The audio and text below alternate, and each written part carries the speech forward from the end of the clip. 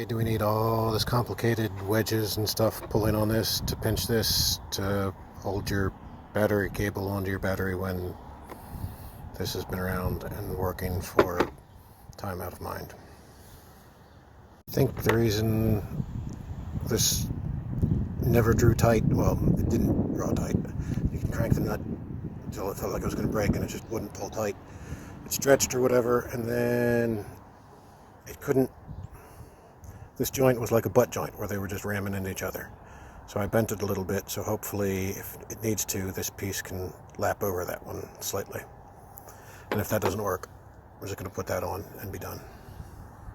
So when you tighten this nut, there's a bolt in here that shortens and it pulls these two wedges together and they slide.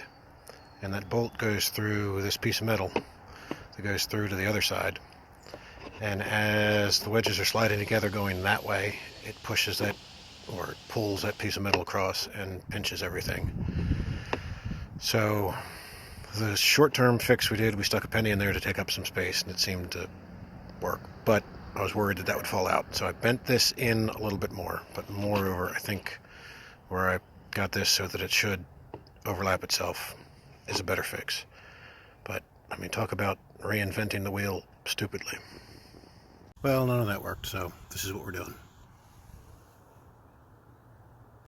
I figured out why this stupid thing stops tightening. I crushed it just to see what would happen, but it crashes. So this wedge that's supposed to slide down the other wedge, it crashes there, which is the end of this, which is the thing that pulls it all together. So once that has pulled out far enough that this wedge can't slide anymore, that's why the nut was getting super tight, but nothing was actually tightening.